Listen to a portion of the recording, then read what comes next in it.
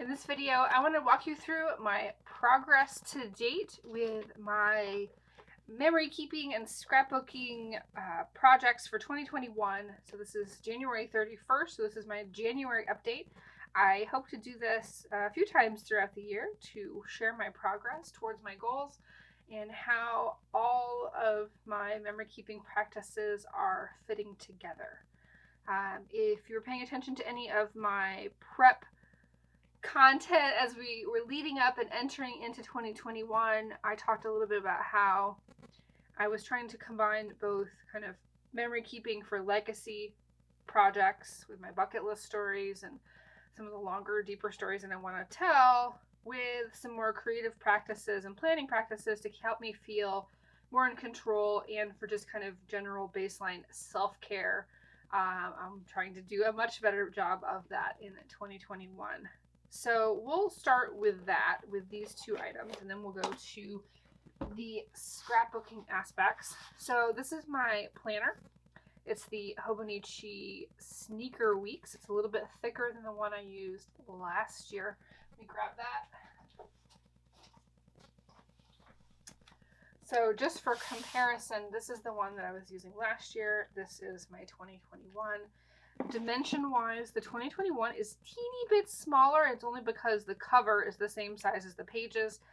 This cover is slightly larger, but the pages themselves are the same size. The real difference actually comes in the kind of default thickness. This one has more notes pages at the back, my new one. This one has fewer. We'll see which ends up being the better choice in the end. I'm not sure yet. And of course, this one had 6 months used in it, and that's why it looks quite a bit thick because of all those stickers in there. So let's dive in to the 2021 planner. We've got January all set up. I've been keeping some notes and just, high level memory planning in there. And I have February all set up to go. And then we go into my planner pages. This is continuing to work brilliantly for me. I've really enjoyed it. I've been experimenting with check marks for tracking as well as so I've been experimenting with what size of task that works well with. Seems to be kind of under 30 minutes is something that I can say, okay, I can do that no matter what.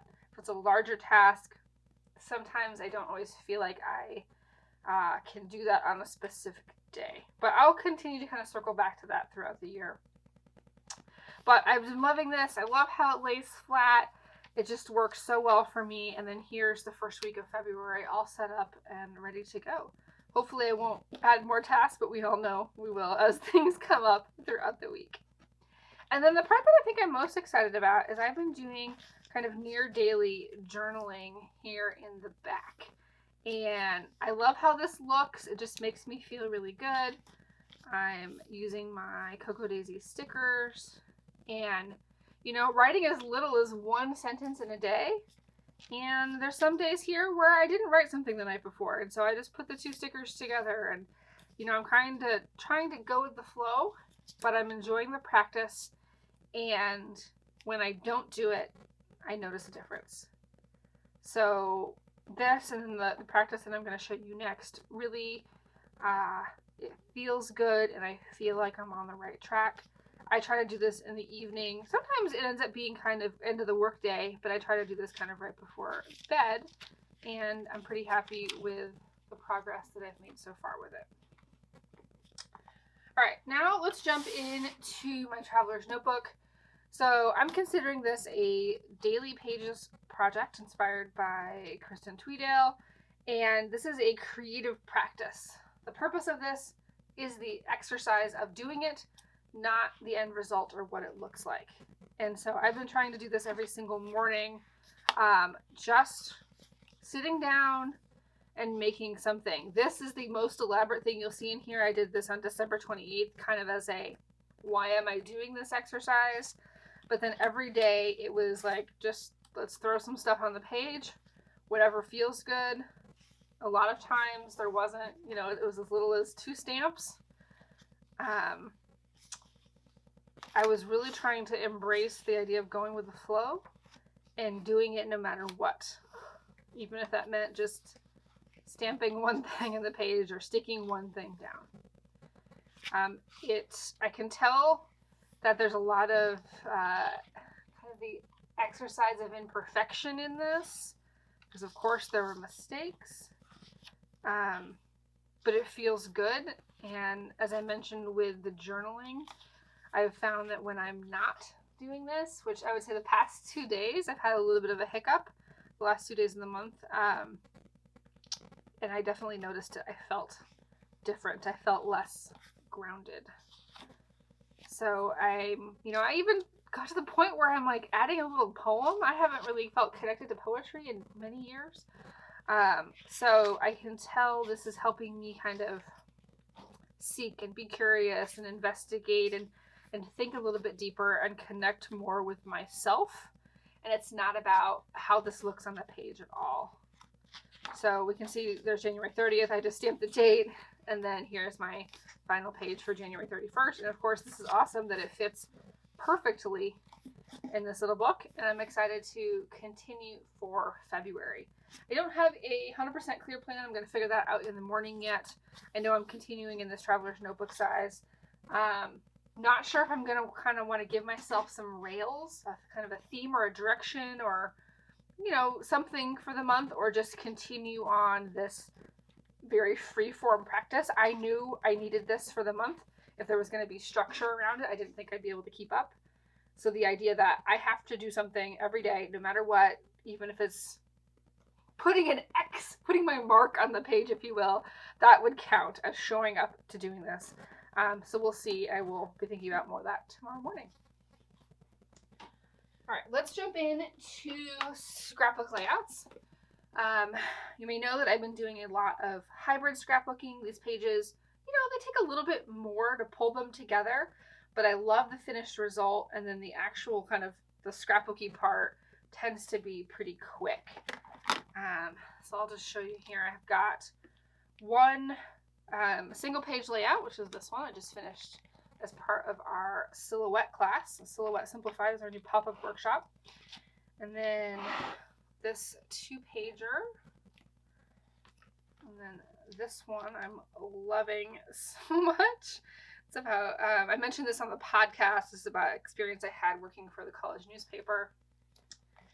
And then this additional one also for our silhouette class. So 2 hybrid layouts for that one. And that's 4 kind of bucket list hybrid stories for the month so far. My goal was actually 9. But I feel like I was getting in the groove with, these practices a little bit more, especially the journaling and the daily pages, kind of settling in, making lists of stories I want to tell. I feel like there is some momentum there. And even if I don't hit my top goal, that's okay. I'm making progress and I'm keeping track of that progress along the way. And then I would say the other big reason why I didn't make quite as many layouts is because I've been spending a lot of time in one other domain. And I will insert some footage here of my project life using Adobe Lightroom's book module. So I've talked about this in the podcast. I've shared it on social media as well. I have changed how I'm approaching this particular project a couple times now, but now I really feel like this is what I'm doing. There will be a printed book. I feel so good about it. So I have, I think, 28 pages completed for January. January is totally done now. This is the first time I've ever really been able to say that I am caught up with project life. It feels good. I have a plan, not only kind of a creative plan where this is going for the year, but I have a plan of how I'm going to show up to it every single Wednesday at noon to manage my photos and get some pages made in the project. And it just, I don't know, kind of one of those things where everything kind of fell into place. Just clicking over here really quick to the 2020 book, I'm still working on bringing in the content from my 2 additional attempts. So my attempt with InDesign and my attempt with Canva, I need to bring all those stories that I had done into this new structure, but I do have this structure all set up and ready to go. So I spent a lot of time on these photo books for this month, and I think that's another reason, but I feel overall so good about where this is going. I love just looking at the journaling, and I feel like this repertoire, this toolbox of projects, this all together feels really good for me. Let me know if you have any questions. Take care.